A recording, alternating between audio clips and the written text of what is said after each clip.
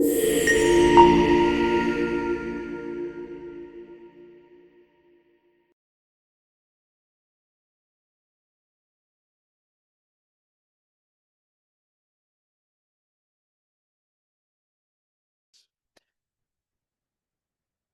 Forum for Open Research, the fourth annual forum. Today in this panel, we have distinguished speakers. The session is about strengthening open science capacities and capabilities. In this session, our speakers will examine strategies for strengthening institutional and regional capacities to advance open science across the Arab region and beyond. We hope it will highlight the case studies from Europe, Africa, and the Arab world as well that illustrate how training, repositories, and community building efforts can drive sustainable open science implementation. Our first speaker, let me introduce him first, Dr. Andrea Charlie. He's the Associate Director of Research Consulting in the United Kingdom. Dr. Andrea is an Associate Director as Research Consulting Limited, specializing in open research, scholarly communication, digital infrastructure, and research policy. Since 2016, he has delivered 140 plus projects for universities, funders, charities, and publishers, employing quantitative analysis, interviews, workshops, and large-scale surveys. His presentation will be titled Embarrassing Open Research Lessons Learned Across Europe and the United Kingdom. Please allow me to welcome Dr. Andrea.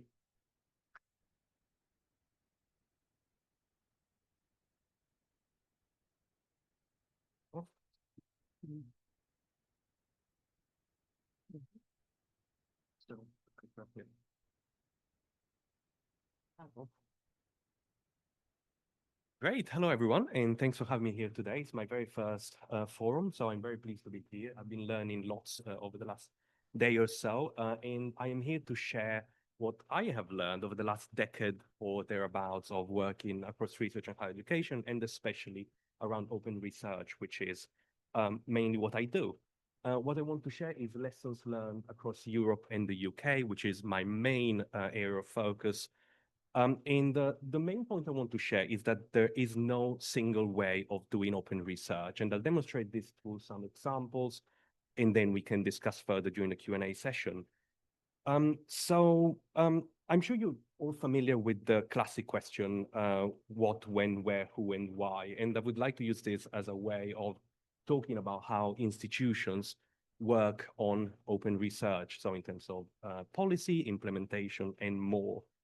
I'll assume that the when aspect is about now, so everybody should take action at the moment. So I won't cover that, but I will start with the what. And I will start with some definitions. And I think it's really important to think about what do we mean about open research. And I have a brief graphic to reflect on this. So I will talk about definition from the narrowest to the broadest scope. At the top, we've got open access. So this is what we mean in terms of sharing publications, so articles or long-form outputs with an open license available for everybody to reuse. This is the narrowest definition that I'm aware of, and it's been broadened by the introduction of the term open science, which encompasses a broader range of research objects like research data, code, pre-registration, preprints, and more. But open science has a STEM connotation, and this is really a big barrier in some cases because researchers from the social sciences and the humanities can feel disengaged, as in this term might not apply to them. And quite often institutions using this terminology find that researchers in STEM departments engage, whereas researchers in other disciplines don't. And that's partly why the term open research, which this conference rightly uses, has been introduced. It's a more inclusive form of, more inclusive way of describing the practices that we're talking about. And is something that recognizes that the way a historian could share their primary sources is different from how a biologist would share DNA in a biodata resource. There's also an even broader term, which is open scholarship. This is not used very widely, but I think it's very powerful because it recognizes that institutions can go above and beyond. They can do open education, they can do public engagement, and they can consider knowledge as public good. So this recognizes the role of institutions as contributors to society. Then from the what, I would like to go into the who and the how. And I want to talk about how can institutions secure support for open research practices and where can this come from.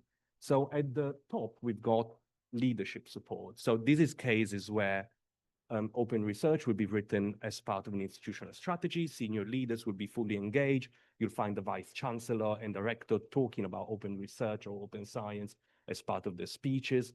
And there will be dedicated funding for the delivery of open research activities. Slightly lower level of support is function level support. So this could be a library that leads on open research, or for example, it could be a research data management team delivering training on research data management, or it could be in the form of infrastructure. So a university having a data repository or that sort of digital provision. And at the bottom here, we've got grassroots efforts. So these are collaborative efforts where people who are particularly passionate about some open research practices decide to take action. This could be, for example, a librarian who starts delivering lunchtime sessions on open research practices, or it could be a PhD student who starts a journal club. And these efforts are really powerful because that's how you get things started when there is nothing. But they're also very fragile because once that librarian decides to change jobs, so when the student graduates, then the initiative can very easily disappear. The other thing we need to consider is the fact that quite often there are also national level initiatives. So this could be government, or it could be national funders who have that they introduce requirements around open research and open science. And this is very powerful in terms of getting stakeholders in the country aligned, but it also turns things into compliance exercise at times, which is worse compared to a mission-driven commitment to open research. And now I'll come to the why. And what I want to share is some reasons that I know resonate with senior leaders. So when speaking to senior leaders, what can people within universities do to convince them that open research is something worth investing in? The first thing here is quality, and this is particularly important today because of the crisis in research integrity. So most university leaders should be worried about research integrity, or at least be thinking about it. And so open research is a way to enhance transparency and tackle the crisis of research integrity. Then there's reach, and now there are very well-established studies that show that open research is cited much more than not open research, paywall research. Then there's something about reputation, the fact that universities engage with open research can more easily attract students, staff, and collaboration, including with other universities and with industry. Then we've got values. So the fact that a university, by engaging with open research, can demonstrate their commitment to equity and transparency, and also engage with their mission to support the public good. And then obviously there is also compliance. I left it as the last point because, like I was saying earlier, compliance is not particularly mission-driven, but where there is a national requirement or a funder requirement, then an institution effectively just has to take action. So those are the cases where everybody will align with at least some minimum requirements. So I will now start introducing some examples to make this conversation a bit more concrete. And what I want to say is that the examples I show are based on the external perception that one has by looking at the university website. So in some cases, a university might have leadership support for open research, but they might not project it to an external audience. So those cases, we can't really tell because we're on the outside. What I will show you is examples where from the outside, you can gauge how is the university supporting open research. So that said, I think these are Groningen University in the Netherlands is a really good example of a university that has got leadership level support. This is one of the pages. All of my slides have links, and I think you'll get access to the slides after the conference. You can see here, just from the screenshot, that they support the full spectrum of open scholarship initiatives. So you've got open access, fair data, open education, public engagement. They even have an open science community. But what's most important here is that they reflect their commitment to open research as part of their institutional strategic plan.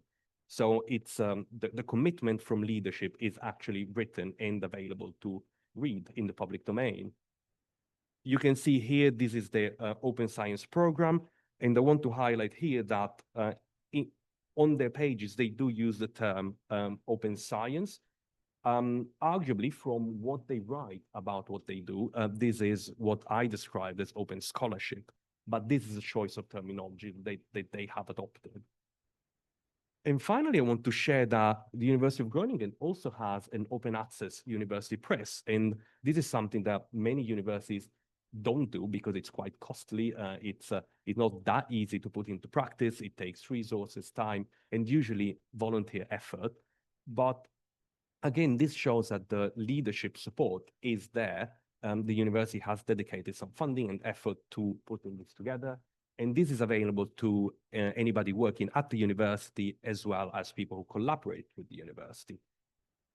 Now, my second example is an example of function level support. This is at Durham University in the UK.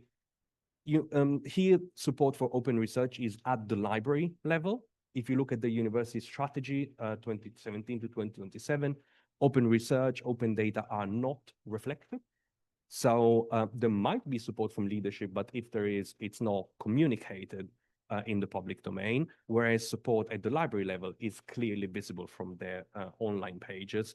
But you can see that they focus on various aspects here. We've got open research, open access funding, how to deposit in the university repository, and finally, something about how open access is connected to the REF. REF is the Research Excellence Framework. In the UK, it's all about how funding is distributed by government to universities, and it's about demonstrated impact. And so this is partly about how open research and research impact are connected to one another.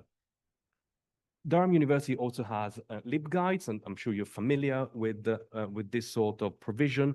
And you can see here all the guidance that they make available on the subjects that we have just seen. And then we've got grassroots efforts.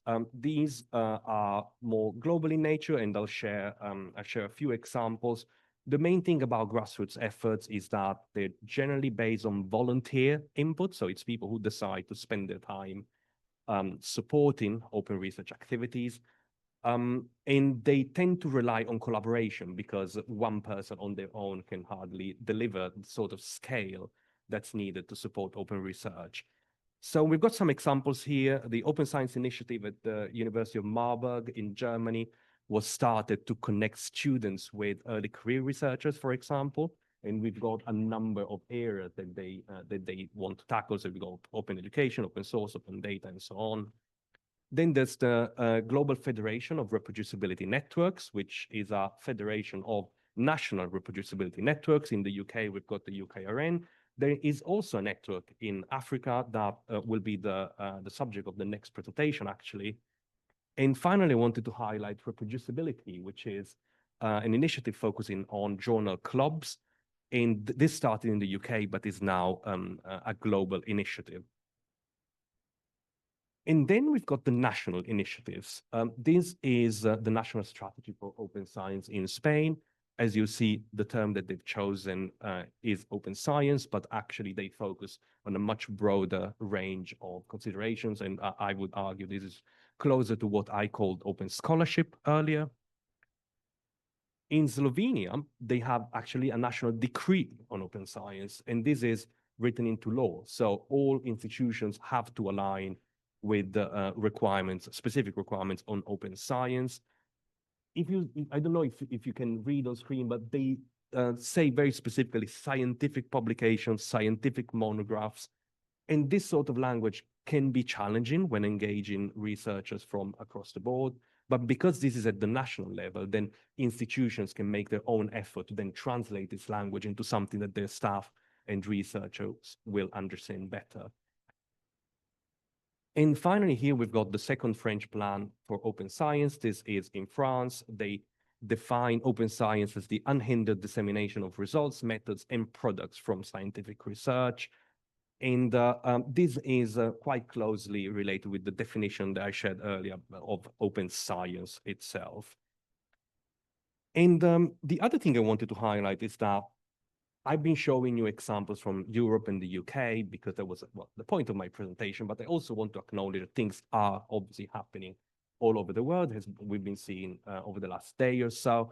And I wanted to highlight a few examples of efforts that I think could be helpful as inspiration or as sources. So LibSense, I think, is really valuable. It's from Africa, and it provides a range of examples of open access and open science policy implementation across institutions. And this is really helpful because it shows the importance of context and particularly how different institutions have been supporting and implementing open research practices. Then we have the EIFL, or Electronic Information for Libraries, and they have been tracking open access policies across many countries. Among those, there are some from the MENA region, and you can find helpful links of policies around open research, open access, and open science on the website. And the example on the bottom right is to highlight the importance of collaboration between different policy contexts, and that's specifically about how the European Union has been collaborating with countries in Latin America to support efforts around open science. And I think one of the things that are particularly positive in this sector is that across the world, we have been agreeing, very slowly, but we have been agreeing on a set of shared values. And in 2021, the UNESCO recommendation on open science was adopted, and there are some key values that you can see on screen that over 190 countries have agreed are important. So we've got quality and integrity, collective benefit, equity and fairness, and diversity and inclusiveness. And what I want to show you now is that without reading this whole table, all the examples that I showed you over the past few slides can be very easily and nicely mapped to these values. And I think this is a really important tool for people to go to institutional leadership and promote open research practices, in that things shift from you as an individual saying, hey, we need to do more about open research, to going to senior leadership as saying, exactly, to align with the values in the UNESCO recommendation, we are going to do this, this, and that. And so this shows senior leadership that it's not just a grassroots effort, but it's something that will help the institution demonstrate how what they do is aligned with globally agreed upon, a globally agreed upon set of values. And this is my final message for you today, the fact that there is no one-size-fits-all solution to open science or open research. And I think there is room for each and every institution to ask themselves three questions. The first one is, where are we now? The second one is, what do we value most? And the third one is, what is the next achievable step? With stress on achievable. So this is where context is particularly important. So in an institution, the question could be, how do we scale up this effort at the library level to the senior leadership level? So how do we engage our vice chancellor on open research? In another institution, this might well mean, how do I find 3 people in the institution who care about this and are willing to join me in creating a new effort or initiative to support open research? So I hope these examples have given you some ideas as to what can work across different contexts. And I would like to close my presentation by saying that I feel research culture is no longer institutional, it's no longer regional or national. It is an increasingly global thing. And so if we want open research to become as widespread as it should be, the only way to get there is if we all do our part. Thank you.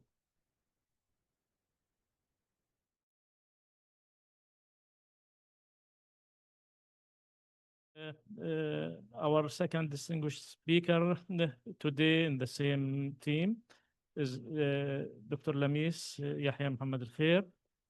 She's the co-director and training lead at African Reproducibility Network, AREN, Sudan.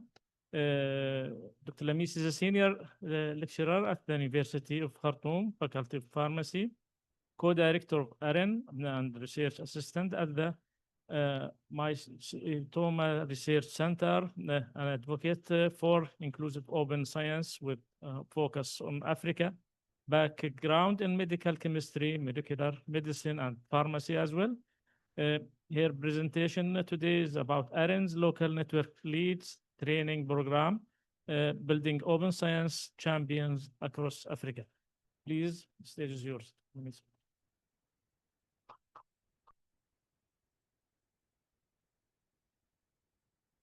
Thank you everyone for joining, and it's my true pleasure to be amongst you today. And I would like to say that actually you're going to find that my presentation goes hand in hand with Andrea's presentation. We didn't intend for that, but I think faith is on our side. Yeah, it's Emily. Today I'll be talking about our local network lead training program, which is one of our most prized programs in the Africa Reproducibility Network. And it's aimed at building open science champions across Africa. So I'll be talking about AREN, who we are and what we do, the launch of the LLS training program, and what our LLS have been up to since the end of the training program, and also some of the challenges and barriers and the road ahead.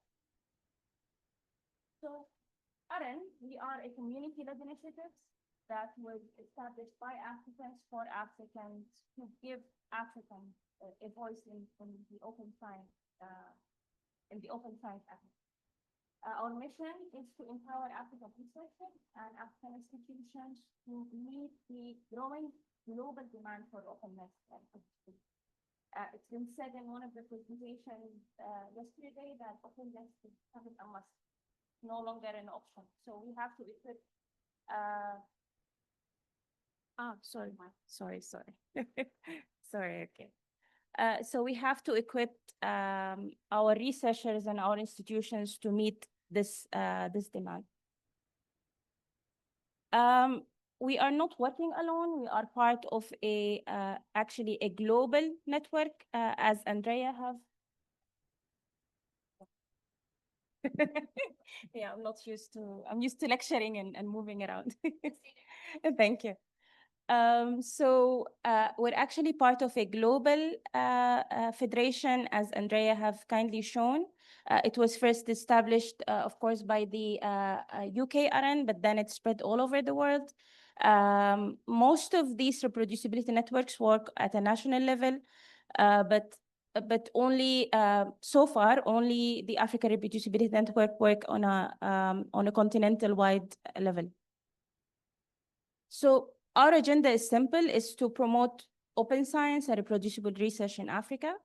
And we're doing so by focusing on the grassroots, by building the capacities of the grassroots and empowering them when it comes to open science.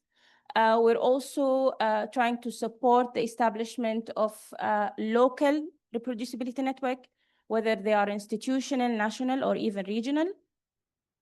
And of course, our ultimate goal is to set a growing continent-wide network of open science African scholars that could support each other when it comes to open science.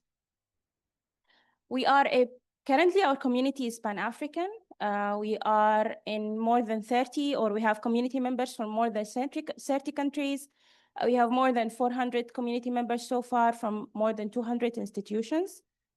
And even though these numbers are not so large, but I would like to note that AREN is still in infancy stage. This is only our third or second-ish year of existence. So we're really happy with the reach that we have so far. And of course, we're working hard to grow it each and every day. We also have diverse disciplines in our community. Of course, the majority is from the life sciences. And I think this have been mentioned a lot, that somehow open science is more focused on when it comes to the life sciences. But we're also happy to see that we have community members from the humanities and social sciences, and also from the computational, physical, and other engineering and other applied scientists. And we're always actively trying to reach out to these different disciplines and to show them that they could also do open science. Also, the positions and roles of our community members, 70% of them are early career researchers, and 90% have research or teaching roles. And I think this is exactly the demographic that we are trying to focus on and reach in Africa. So we're happy to see that the majority of our community is from that demographic. And in some countries, we might have 1 or 2 members, but we value each and every member because we see them as a gateway to their local research communities. Otherwise, we would not be able to reach those research communities. So these are the activities that we're trying to do at AREN. We do community trainings. Actually, this year we had a series of trainings about reproducibility. And we intentionally are doing sessions for reproducibility in computational science, reproducibility in social science, to show that these disciplines could also contribute to open science. We have, of course, our local network leads training program that I'll talk into more details.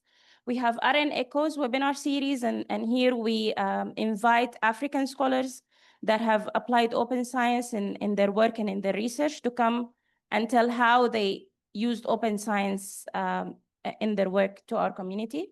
We have open science bites resources, and these are open educational materials that we post into Zenodo for everyone to use. And we're currently trying to translate them into other common African languages. We also have national and discipline open science working groups. These are still in their infancy, but we're trying to grow them. And we also have the Open Science Bridges Initiative, in which we as AREN go to external communities, not AREN communities. For example, we did session for Authors Aid. We did many sessions in other external communities to teach them more about open science. And all of these activities their main aim is to move open science from being abstract, from being theoretical, into being more practical and relatable. So the local network leads training program. First, I would like to talk about the motivation. Why did we think that we need to do a local network leads training program? And this was because when we looked at the African open science ecosystem, we found there are several gaps or issues. The first one was that most of the activities around open science have been focused on those at the top, at administrators, at policymakers. But those at the grassroots, those who are doing the research, those who are in need of the open science tools, who are in need of the open access, are being neglected from the conversation. We also noticed that there are trainings on open science, but they're often fragmented and they're one-off. It's an event that happens and ends, and that's it. So there is no sustainability and continuity. There is also a really narrow understanding when it comes to open science. And I think Andrea mentioned that, a lot of African researchers think that open science is open access, which is a big issue because open science is much, much more. There is also, when it comes to African institutions, there is really a lack of long-term structure and support within these institutions so that they could really start implementing open science. And finally, the voices of African scholars have been missing from the open science conversation. And I think I was just talking to Andrea, and he said this is really true, that they're finding it really hard to reach African scholars and see what their needs are. And this led to the open science evolving, but not with the needs of the African scholars taken into consideration. So this is why we made the local network leads training program, to answer these issues or to cover these gaps. So at the LNS training program, its aim is to build a bottoms-up network, that would lead to trained leaders that could lead the open science movement within their own institutions. It is a sustained and comprehensive training that covers, a lot of open science topics, and it's sustained in the fact that it's first of all, it's a long training program. I'm going to talk about it, and in the fact that it's not a one-off program, it's going to be repeated every year. Then it provides holistic awareness about the different open science pillars and the different reproducibility, open data, and the different tools that are available for open science. It is also its idea is to build long-term support structures within African institutions by training researchers and scholars from these African institutions that could then lead the change towards openness. And finally, of course, the ultimate goal is to have open science champions that could really deliver the voice of African scholars to the international community. So for the structure of the program, it is a 3-level training program that moves from foundations to practice and then to leadership. In the first level, the foundation, of course, the goal is to build the general understanding and awareness of open science. So we taught them about the core principles, values, and pillars of open science, and also about where Africa stands when it comes to the open science movement. And at the end of the training, they had a strong conceptual foundation in open science. The second level was aimed at applying open science principles in real research workflows. So we gave them hands-on training on how to use open science tools, such as OSF, Zenodo, Society, Pre-Review, and many other platforms. And we also gave them insights on how to practically apply open science and reproducible research into their work. And at the end, they had practical and context-driven open science skills. And at the final level, which was the leadership level, of course, the goal was to train them, to train their community and to lead their community. So we trained them on how to design and deliver training, on how to communicate with their community, on how to advocate and be inclusive. And one important thing that we insisted on included is mental health and resilience, because we know that the journey that they're about to take is not an easy journey. They're going to face a lot of resistance.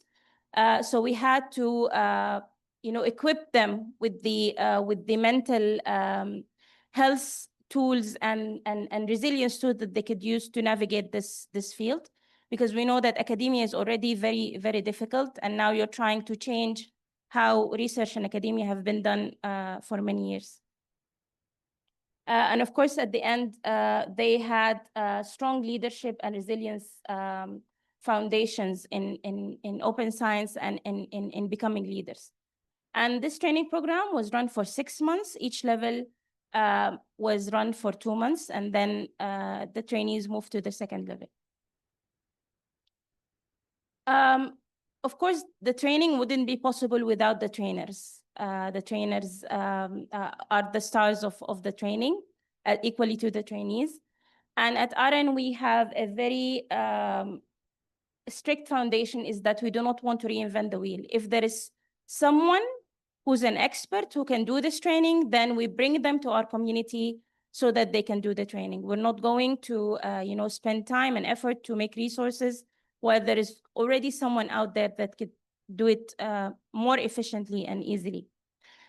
So as I said, we invited international trainers and collaborators that can use their expertise to train our trainees and build on their open science skills.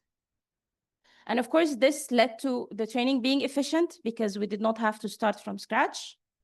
The quality of the training was really good because all of these trainers are really well known and experts in their fields. Of course, the training program had really good credibility because, again, all of these trainers are well known internationally. And one of the most beautiful things that happened during this training program is that many of the trainers that we had have never interacted with African scholars before. So this was even enriching for them. They learned a lot of new aspects, and which they then actually started implementing in the research. They started to make the research more inclusive of African voices and African needs. So this was a very unexpected but really nice outcome that came from this exchange. And our trainers, as I said, came from all over the world. We had trainers from Fort, from SCIETY, from ASAP Bio, the Center of Open Science, Octopus, Dragonfly, Mental Health, Reproducibility for Everyone, the Open Science Community of Saudi Arabia, DataCite, and Pre-Review. So all of these trainers came together and interacted with our trainees and trained them and gave them their expertise. So now to the trainees themselves. So the training program, actually, the first cohort was run in April 2024. The second cohort this year, we did not run a cohort because we were focused on supporting our LNLs. But next year, we are going to run the second cohorts, inshallah. Our target group is African scholars and academic professionals that are based already in African universities and research institutions. We're aware that this excludes many early career researchers, but our target is to equip institutions, African institutions, with permanent staff that are experts in open science, because this is something that Andrea mentioned. You can train grassroots, and these could be, for example, a PhD student, but they just spend their time there and leave. So we were focused on people who are permanently appointed into African institutions. So when we had 100 applicants, and 71 of them were selected for the training. They came from 15 African countries, 53 African institutions, and from, of course, diverse disciplines, regions, and career stages. But we did not make the advancement from each level very easy. We had to have strict progression criteria because at the end, we know the job that lies ahead for these champions. We know it's not easy, so we really needed people who are committed to completing the training. So we asked them to attend at least 50% of the live sessions, to complete at least 90% of the assignments, and we also had pre and post training surveys. So it was not that easy, and this was intentional, to filter those who are really committed from those who are just there to build their CVs, for example. So at level 2, we went from 71 to 38. At level 3, we had 29 trainees. And by the end of the program, we had 28 highly trained open science champions who now work or serve as our local network leads all across Africa. And these are our open science champions, our local network leads, which we are very proud of each and every one of them, because it was not easy. It was really a difficult pathway, but they made it through despite being busy with their teaching and research. And of course, they come from 28 different African institutions across Africa. And next, I'll move to the activities that after they finish the training program, of course, because it was not just the training program that ends by the end of the training program, their journey starts after the end of the training program. So many of them have been very active, for example, in capacity building. So some of them conducted workshops and trainings to their local communities, and some of them even did trainings, for example, Nidal and Sitoni did training for the African Bioethics Network. So they're even doing training for other African networks. Also, we have some of them that started engaging at an institutional and national level. For example, Musa was actually part of a presentation on a program that was done by the Ministry of Innovation and Technology in Ethiopia, and he presented on the growth and challenges of open science in Ethiopia. We also had some of our LNLs working on the localization and the language equity. So we had Zoe and Joseph translating our training materials into French. They will soon be posted into Zenodo. We're also planning to translate the training material into Arabic and into Swahili. And actually, our community members are now collaborating with Fort to translate their whole open science glossary into Swahili. And I think this would be a really big thing for the African community. Then also we have some LNLs that have even started engaging globally. For example, Paul, Musa, and Fimboy shared their African perspective with UK RN and University of Liverpool in their cultural event. We had Zoe, Jocelyn, and Joseph also participating in the second Global Summit on Diamond Open Access in Cape Town. And also Zoe and Jocelyn, alongside Emmanuel, which is the executive director of RN, they actually joined PLOS at their meeting on the future of publishing that was done in Nairobi. So these are only some examples of the activities that our LNLs have been up to. And also some of our LNLs have grown in their leadership role. So now 4 of them are regional coordinators for RN. So we have Musa, who's the regional coordinator for East Africa, Jocelyn for Southern Africa, Sarah for Northern Africa, and Zoe for Western Africa. And their role within this capacity is to lead their communities within these regions, engage with them, and support the local network leads that are also within these communities, and also strengthening or working on cross-regional collaboration. Also, one of the activities that we, talking about the continuation and not be the training not being an one-off event, we continue to allow our LNLs to engage with different global open science publishing organization and open science organization. So for example, our LNLs had meetings with Duaj, and Dr. Kamal was one of the presenters in that meeting. And they also had meetings with Springer and Nature. And these direct engagements are very important, and they have been missing for quite a while. These organizations were really trying to reach the African community, and were not, it was not easy to find African voices to talk to. So these direct engagements are very important, and they, of course, enable our LNLs to build relationships and exchange knowledge and advocate for policies that really reflect the African research priorities. So at the end, what we're aiming is to help align these global initiatives with the local realities of African scholars. Now I'll move on to the challenges and barriers that we're facing at RN. It's okay. We're facing at RN, of course, funding. Funding is always an issue. Emily is laughing, is smiling. Most of the open science advocacy efforts are being done by volunteers. Well, this is good. Volunteers have a lot of fire on them, but again, this is not sustainable. One of the other issues is the cultural resistance. The old system has been working fine for these past years, so why change it? So there is a lot of cultural resistance, especially from those at the top, because they've reached the top through the traditional publishing system and the traditional system, so they're really resistant to change it.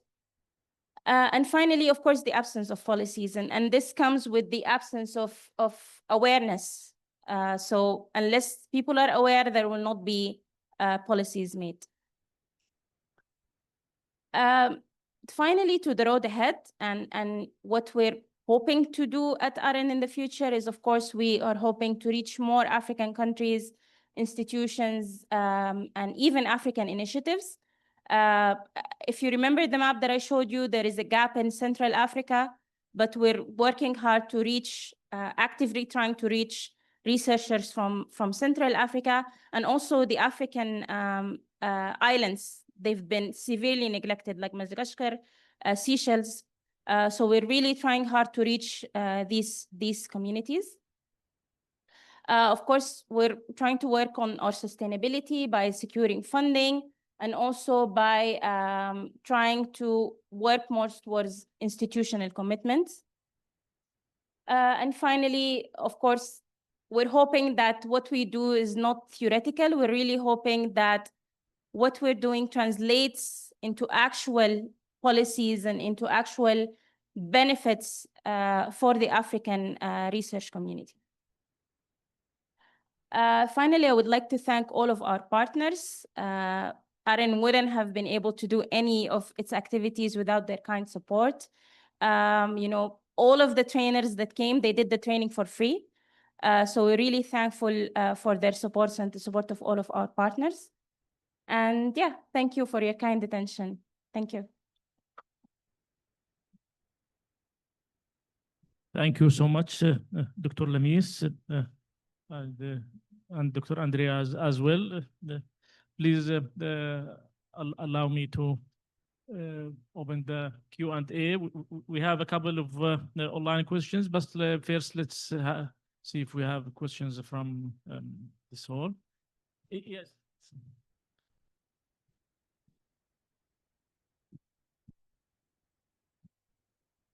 I have a question for Lamis. That was a cracking presentation. It's really informative and helpful. So thank you for it. I was so impressed with the connections you've built and noticed that one of your LNLs was a librarian. Most were academics. Can you say a little bit more about the role that libraries are playing within AREN and your vision for how that will evolve? Thank you. You're welcome. Actually, several of them are librarians, and we were very excited. And unfortunately, the librarian community has been really neglected, or the importance of librarians is not that present within African institutions, but they are very active. We have a lot of librarians in our community and from our LNLs. So their engagement has been crucial, to be honest. And they've even opened our eyes to a problem that we didn't know the extent of. You know, for example, I'm from Sudan. I knew that, you know, people taking the role of librarians were not really information scientists, were, you know, maybe just physicians or something like that. But after starting AREN and interacting with the African community, we noticed that this is a global, you know, this is an African issue. You know, librarians are neglected. We actually even started a working group for librarians, and they had some activity. They've been quiet a bit now, but I think next year we're going to ramp this up. Yeah, thank you. There are other questions, please.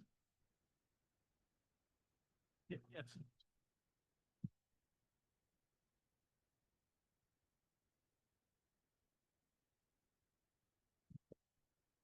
Thanks for two great presentations. I'm Keith Webster from Carnegie Mellon University in the US, but not with a US accent.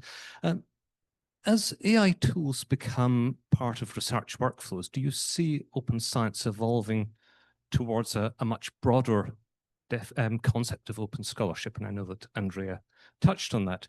That includes things like open models and data pipelines and algorithmic transparency. Question for either of you. And I'd be happy to chat more about your network in Africa. We are the only US university with a campus in Africa, in Rwanda. It'd be interesting to see how we might help with collaboration there as well. Yeah, I can start on that. So I do quite a lot of work around AI and digital infrastructures, and in my experience, well, first of all, I think the answer is yes. Open science will actually have to start engaging with all these new practices and basically greater transparency on what is the evidence in terms of both the data and the models that leads to conclusions. So I think that will have to happen, but I think in most cases we're still lacking the foundations, like things like very basic things like data sharing, data management planning are not happening. And so although we do need what you're describing, I don't see the landscape being sufficiently fast in terms of catching up with how technology is evolving. The only cases where I see that moving a bit faster is in the life sciences, where there are lots of efforts around biodata resources and applying AI and advanced methodologies and computational sciences, computational modeling. So in some disciplines, I do think these things are happening, but on the whole, I think not really. But I think this is one of the greatest challenges in research, the fact that there are some things that are pretty basic, pretty basic components of science, and they are still not happening.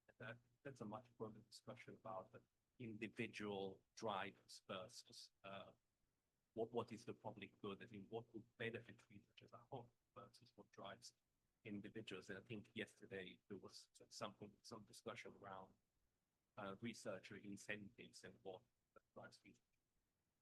And there is an excessive focus on research publication as a transaction. So I publish so that my career advance.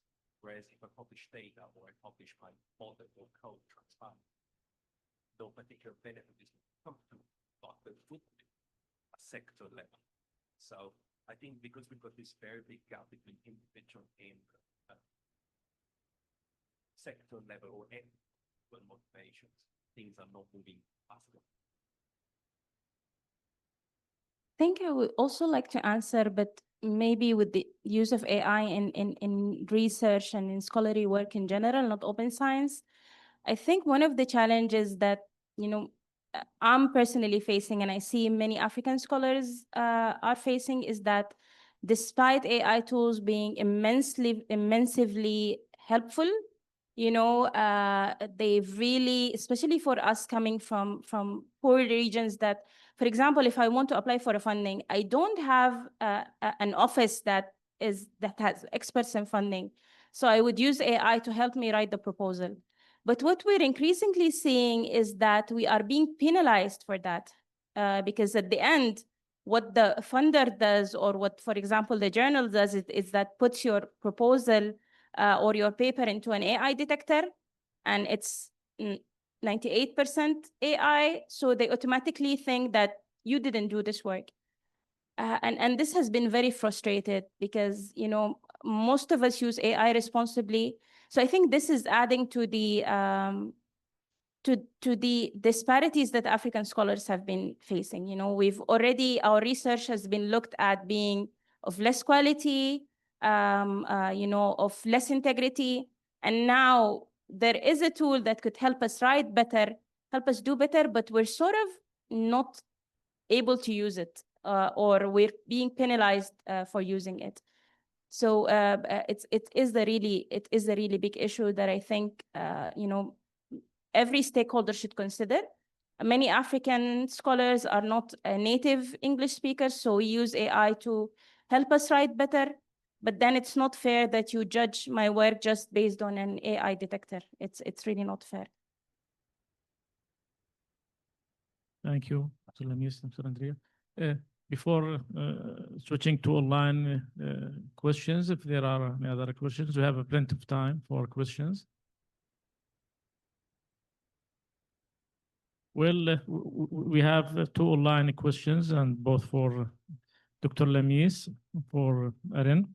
First question, does Aaron allow non-African institutions to participate? AREN was designed for Africans, but we welcome everyone from all over the world. Our community has many non-African scholars, and of course, many of our trainers are non-Africans. Many of those who we use to share their experience are non-African. So we're happy to welcome everyone. In this context, I may ask these questions. How might a similar network model be established, adapted in the full Arab region? Yeah, I think it's very easy. It just needs those who are motivated and those who will put in the time, because it's going to be for free. They will not have funding. Great. So they have to have the motivation. And I think Forum is really doing that Yes. in the Arab region. So there is really no need to reinvent the wheel and have another initiative that does the same work. We should, try to support the initiative that are already out there. Great. The second question is how the AREN could be disseminated in all of the universities and educational institutions in Africa. I guess you are doing good job in dissemination. We're still in our infancy, but of course, this is the dream, is that we reach each and every institution. We're hoping to do so. Maybe this is not realistic, but as much as we can. And we are really focusing on countries that are underrepresented, because when you look at open science in Africa, you find South Africa is very well developed, Nigeria, Ethiopia, but other countries have been left behind. So we're actually intentionally, trying to find researchers from these institutions and training them and giving them all the support that they could need to advance open science with their institution. Because it's not easy. It's not going to be easy at all. We know that. Something very briefly, even across Europe and the UK, where open science has been not a reality, but been pushed for a longer time, the reproducibility networks still don't reach all universities. So we need to acknowledge that these considerations will only appeal to at the moment, will only appeal to a smaller number of scholars.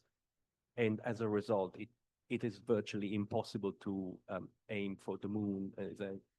We would like for it to be in every institution, but at the moment, in the current research culture and climate, it feels unlikely that we can do that as quickly as we'd like. Yes, and actually at AREN, we're also in connection with the AAU.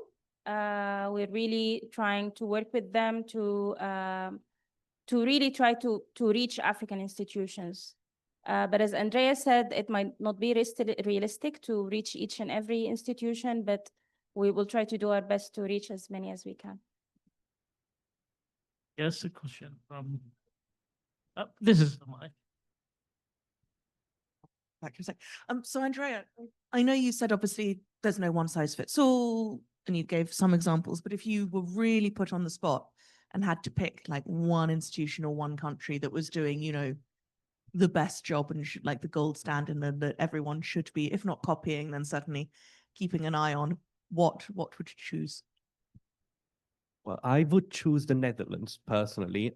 Their national funder, NWO, has got lots of examples of how to push for open science at the national level, from the point of view of advocacy, of infrastructure, of policy. They are currently exploring monitoring as well. So they have been doing that for actually quite a few years. And there's a couple of people. There's Hans de Jonge and Jeroen Sondervan, who have been in this for a very long time, and they're doing a great job. So yeah, if you're watching, well done. But it's I think the Netherlands is the country where at the national level it feels to me like there's been the greatest and most sustained effort over time. Yeah, if I could add to that, because I'm also part of the Open Science Monitoring Initiative, OSMI. I'm the co-chair of the working group too, and we're trying to monitor collect all the open science monitoring initiatives. And so far, we're still not done, but I could definitely see France is leading the way.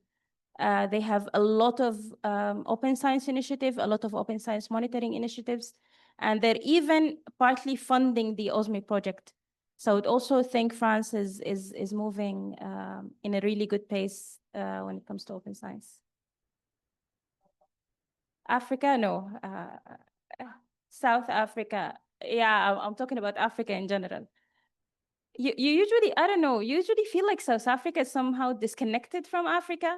It's really far along. So I think what happens in South Africa somehow is not really representative of what's happening in all of Africa, unfortunately. But South Africa is moving miles. But yeah, I think statistically looking from the initiatives that we see and we've started to collect, when it comes to OSME, France is definitely leading the way. Well, if we don't have further questions, please allow me again to thank both Dr. Lamis and Dr. Andrea for this rich and fruitful presentations, and all the best luck.